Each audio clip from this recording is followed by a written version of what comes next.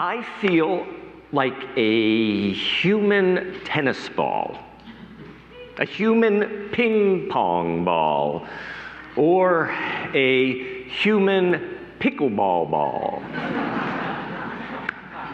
So said my friend Salima. I feel like I'm bouncing from one bit of bad news to the next, and bounced from political nightmare to international crisis, bounced from change to change to change, and not one moment for things to stop and just stay the same. I am so exhausted by it all, and I am anxious all the time. It was earlier this week, and Salima was in the midst of a really hard day. Salima's social media was screaming out results of the Iowa primary. It was spewing the latest violence in Yemen, the death of 2 Israeli hostages, and more staggering death in Gaza. Social media was spinning out stories of the impending strike at the university. The day also held Salima's visit to the doctor and unwelcome test results, followed by a phone call saying that their mom was refusing again to use her walker. I feel like a human tennis ball. I'm bounced from one thing to the next. I feel like I need to hold on for dear life. I just need one day where nothing changes. Anybody relate to that? Yeah. Yep. One of the great gifts of Buddhism is its gentle reminder that as much as we want to avoid being buffeted by change, change is the only constant we can count on. Change in so many ways is at the heart of the human experience. As beloved Vietnamese Buddhist monk Thich Nhat Hanh taught, it is not impermanence that makes us suffer. What makes us suffer is wanting things to be permanent when they are not. Spiritual blogger Jasila Sikandar writes, "From the moment we enter this world, we encounter the illusion of permanence.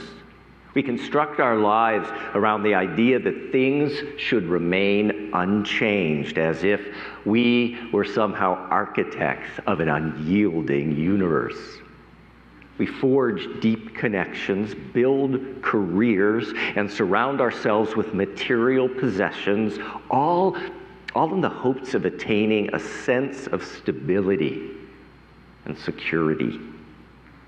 We often find ourselves clinging desperately to fleeting moments, relationships, and possessions, only to experience profound disappointment when they slip through our fingers."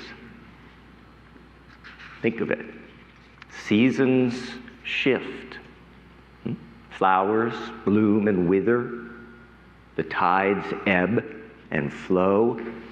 Yet as human beings, we often find ourselves grappling with the notion of impermanence, caught in this perpetual struggle between the fleeting nature of life and our desire to hold on.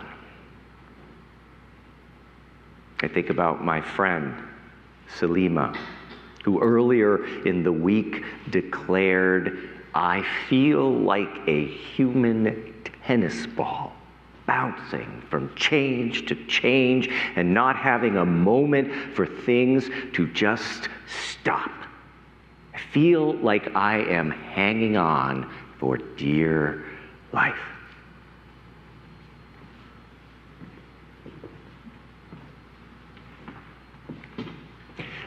Lately, I've been experimenting with a new framework to hold these complex and ever-changing times that we are living in. Rather than focusing on the endless flow of change, rather than feeling bounced from one thing to the next, I'm trying to breathe more fully into the in-between. Rather than focusing on the thing that has changed, I'm focusing on finding the tender center between and in the midst of all that change. A few minutes ago, Karen shared these words from Unitarian Universalist minister, the Reverend Gretchen Haley. In these days, separated into before and after, we learn to live in the in-between, between ways of being and knowing, held in the waiting of winter, where we know all plans and predictions are partial, and where we learn to pivot as a spiritual practice. I love that image. Learning to live in the in-between, knowing all plans and predictions are partial, and from there, learning to pivot as a spiritual practice. Now, dear ones, pivoting is different than bouncing. Bouncing moves us from one thing to another, and we get bruised from all the side to side, back and forth, up and down. But pivoting, it's like a gentle turning to notice, acknowledge the change, and then breathe back into the center. Then we make another gentle turning to notice the new change, and then we breathe back into the center. So, it's turn, breathe, pivot, breathe, instead of boom, boom, boom, boom, boom, boom. Now, some may argue that this image of pivoting our awareness rather than being bounced about, it's just semantics. But I actually think there is amazing power in the images we hold in our heads and in our hearts. There's deep influence in the words we choose to use and describe our experience. So I'm inviting us to reframe our experience. So we are not being bounced about, but rather we're learning to live in the in-between. And from there, learning to pivot as a spiritual practice.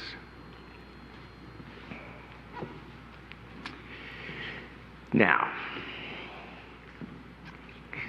unlike the fine musician who is sitting at the piano, I have an uneducated musical ear. Lorenzo knows that well. But when I think about living in the in-between and learning to pivot as a spiritual practice, I think of jazz music. Now hear me out, and if I am some way misconstruing the intricacy of the art of jazz, my apologies to our accomplished guest musicians. But David, you said you were willing to humor me and help demonstrate the difference between bouncing and pivoting. So, let's say that we are a basic melody. Let's say we are Amazing Grace. And, we are pretty amazing. And some of us, from time to time, feel like we are living in a state of grace. So, David, could you give us a straightforward, basic notes only verse of amazing grace?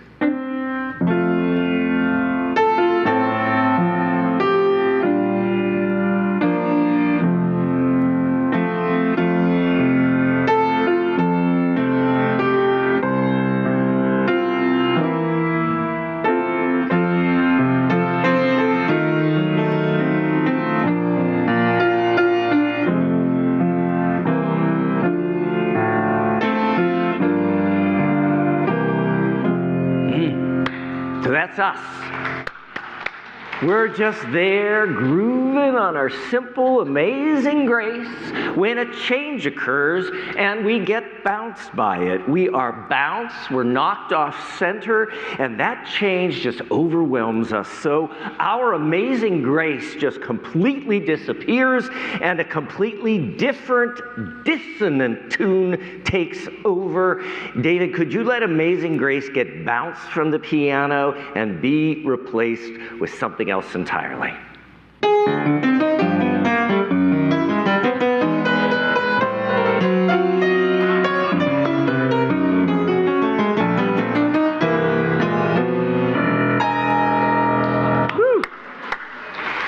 So, we are bounced by something changing and we lose our center, and that allows that change to overwhelm us. Over and over and over, we allow change after change to dominate us, and we lose ourselves. We lose our amazing grace in that change. Think of Selima. Boom, boom, boom, boom, boom, boom. But, as we've been saying, if instead of bouncing, we pivot, something happens. If we pivot with a gentle turning to notice, acknowledge the change, and then breathe back into the center, we're positioned to then make another gentle turning to notice, acknowledge the next change that comes our way, and then breathe ourselves back into the center. If we pivot instead of being bounced, we can respond to change with creative, moment-to-moment improvisation, while our center, our amazing grace, remains intact in the in-between. David, could you demonstrate that musically?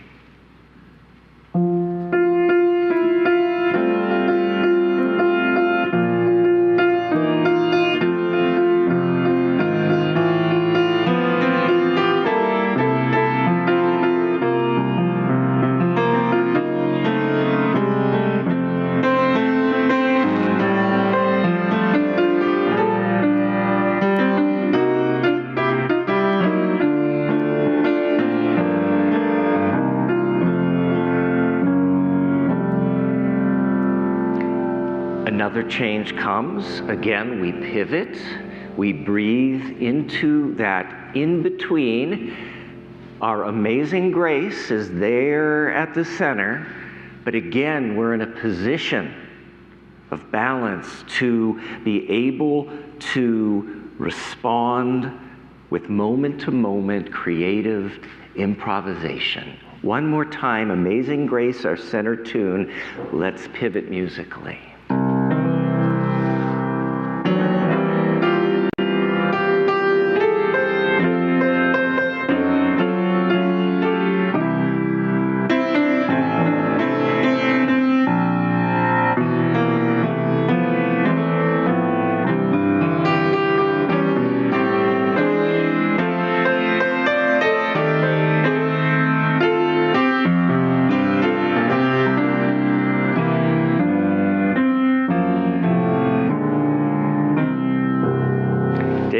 At the piano.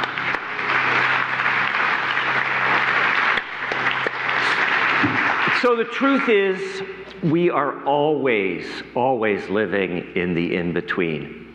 The Reverend Kate Walker writes, in between, liminal, that space where we wait, between moments, events, results, action, no action, in between invitation and acceptance, in between symptom and diagnosis, in between send and receipt, in between love given and love received, in between lighting of the match and the kindling of oil, in between voices and notes carried into the air, into ears to hear.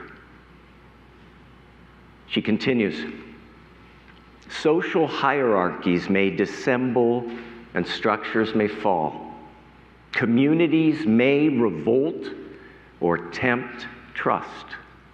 Leaders may step down or take charge. The people may choose or refuse. In between, storm predicted, the horizon beckons. In between, liminal, that space where we wait, look, listen, feel, and most importantly, breathe. My dear ones, may we learn to live in the in-between. In the midst of all the change that is happening today and all the change that we are going to have to face tomorrow, may we not be bounced and bruised. Rather, may we together learn to pivot as a spiritual practice. Que así sea, bendito sea. May it be so, blessed be. Amen.